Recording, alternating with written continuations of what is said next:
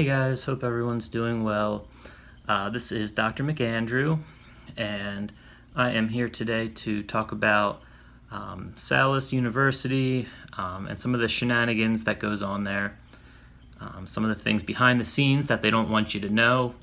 I was a survivor of Salus, the optometry program. I did graduate there back in 2018, and it was a very traumatic time in my life, and it's taken me a while to sit down and do this, but it's been something that I've been planning to get to, and there's just so much to say, and I've sat down a few times and tried to sort of put it out there for people, because a lot of times people hear me talking about Laine Higa, so that's what we're going to get to. A big portion of this is going to target on this character that calls himself Laine Higa, who works at Salus. So he's going to be getting exposed, as well as his partner in crime, Minhas, and a few other people as well. So this is nothing. I'm not a bad guy. If you guys are thinking that, you're some bad kind of guy here, going after people, no, just get it out of your head now. End of story. I'm the good guy. I'm the protagonist here, and I'm the victim. I was a victim. We'll go over it. We'll get into it. I was so happy to be at Salus. I had gone through so much in my life to get there, and I thought finally, I'm here in a place where things are going to be positive. I'm doing the right thing here. I'm going to be making positive moves. It's going to be awesome. And the staff had other ideas, and specifically it was Higa and Minhas, and there's a couple other monkeys that were involved. So we're going to be calling a couple other people out too. Because I just want to protect anyone else who goes through there, anyone else who has an experience like me. There was no one looking out for me. I just had people taking shots, people trying to kick me when I was down, a lot of Higa using his lies and his manipulation. I mean, you guys are going to see that's a big trend for Laine Higa, is lying. I refer to him as a liar manipulator. So we're going to give many examples. We'll go over it. But yeah, he's just a liar manipulator, and just so concerned with trying to make sure that I was unhappy, take away any happiness that he could from me, try to derail me for no reason. And we're going to get into it. I'm not just going to say no reason. We'll go over specifics. But this is going to be like a multiple part thing. So this today, just an intro, kind of an overview of what's to come. I don't know I don't think I'm going to get into like really anything too specific right now. This will just be like a couple minutes to set the scene, let you guys know what's coming. So it's nothing negative. This is all positive. This is, if you see abuse, speak out.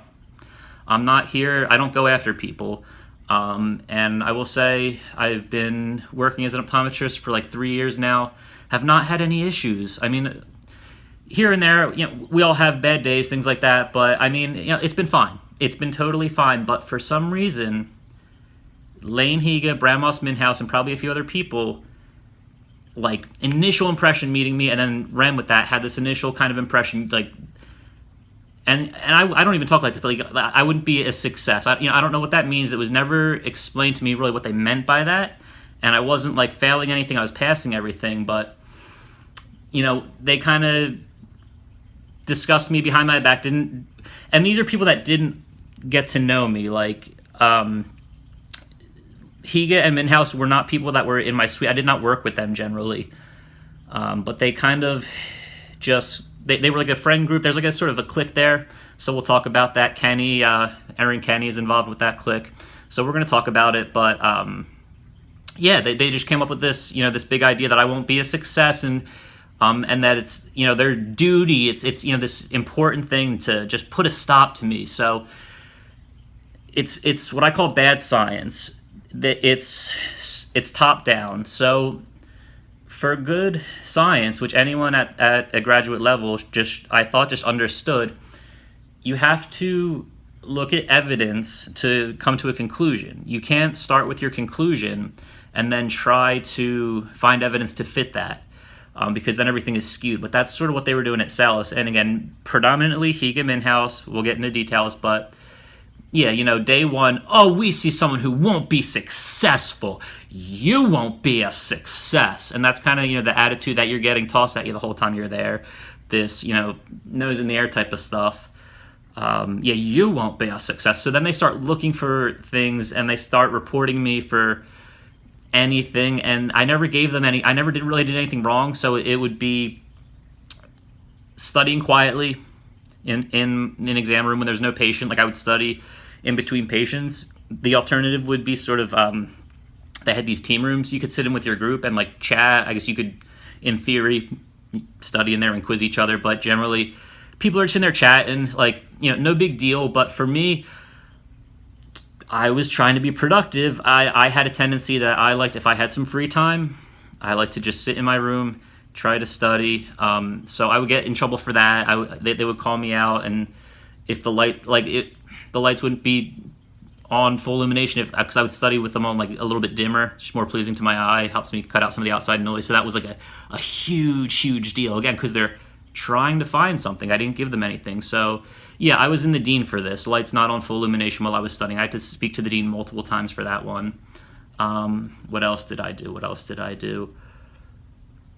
Yeah, so it would be one thing. It would be studying quietly, but then they try to turn that into 10 things. Lights not on full illumination, and we think you were trying to avoid seeing patients. That's why they were dim, and that's why you were studying quietly. Like, no, okay, that's great that you think that, but just because that's in your head, you're projecting what's in your head onto me. I'm telling you no, but then it didn't matter. I was treated, and even from the dean from Parisi, so Maria Parisi, that's the dean, or one of the deans, I don't know, dean of clinic or something, because there's also like Dean Caldwell. It's confusing, but anyway, Parisi is the one I had to keep meeting with. Higa and Minhas, especially Higa, would report me to Parisi like every day. Every day I came in, to the point where it wasn't a learning experience for me. The whole time that I was there was just trying to go unnoticed. Scared to ask a question. If I asked a question, I would get reported. It would be, oh, here's evidence you didn't. Why'd you have to ask a question? We expect our students to already be practice doctors on day one. You don't. But other people would ask questions. It didn't matter. Other people could say something, maybe say the wrong thing, answer a question, whatever.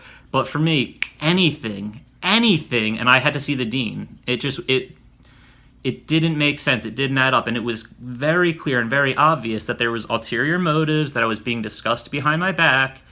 But then I'm being treated like I'm so stupid that I don't realize that, and that that I just must have been born yesterday, so I'm supposed to buy this stuff. That me just showing up is unprofessional, and me doing nothing wrong is unprofessional, and that's and even if there is something that's unprofessional, like I've worked my whole life, I think there's a sense, and especially from Higa and Minhas, there are these academic types that I don't think had much real world experience outside of academics, and they were hired right out of school, so they have this sense that just anything that they don't like, this is unprofessional, that's unprofessional. And it's like, I don't think you guys have real world experience. Like, no, you can like have an opinion, you can have a disagreement, you can in the real world, it's not this like, all right, the slightest thing I don't like and the whole world stops spinning and you go to jail. And like, it just didn't make sense. The overreacting and I think some people also, they think that like I couldn't handle someone criticizing me, but again, it's not the case. You can say something to me, it's fine. But it happened so many times, and it was clear that they were not trying to like bring something to my attention so that I could change a behavior, fix something. It was this like, we got you type of stuff. We got you. Nope, we're gonna find a reason. You haven't given us a reason yet, but we're gonna find one. We're going to keep the circle small, and it's this big importance on keeping the circle small. But there's not enough optometrists out here. I think it's a really bad thing. I don't think that's the right attitude to have. I don't think it's appropriate. I don't think it's professional. So yeah, I think I'll stop this one here because I'll start ranting about stuff. So again, this was just sort of setting the stage. I'm not sure exactly what my schedule is going to be like, but I'll kind of let things soak in a little bit. I'll think about things because this is all off the cuff. None of this is scripted, so I'm just going to be speaking openly and honestly. And I challenge anyone who disagrees or anyone from Salus that wants to say that I'm lying about any of this. Go ahead and call me out, because this is all the God's honest truth. And and I have the truth on my side, and there's a lot on Salus' side that, again, was lies, manipulations, this and that. So we're going to unravel the ball of lies. We're going to expose Higa. We're going to expose Minhas. We're going to expose some other monkeys. And again, this is not to bring anything negative, but there was so much negative brought on me. I want it to be put out there. A lot of my classmates just think that I'm this horrible guy that doesn't like anyone. It's no, you guys don't get it. You guys I was being threatened so much day in and day out that I was going to be fouled for no reason, that I was going to be kicked out for nothing. If I was doing something wrong, then you can tell me what I'm doing, and then I'll say, okay, no problem, and I'll change my behavior and it'll be good, or I won't change my behavior, and then it's legitimate if you want to, foul me, kick me out, whatever.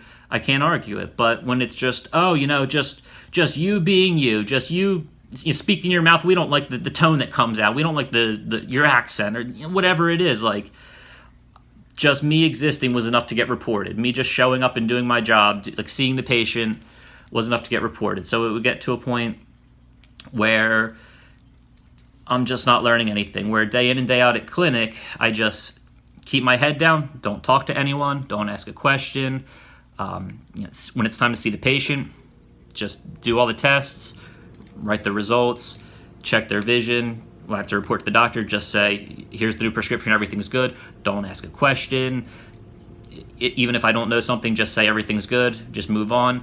And that's what I had to do. That's how I had to get by. You're not learning anything like that. It's not useful. But when I was more, in the beginning, open and asking questions, I was getting reported for it. And I was being treated oh, this is so bad. This is, you don't ask a question here. That's unprofessional.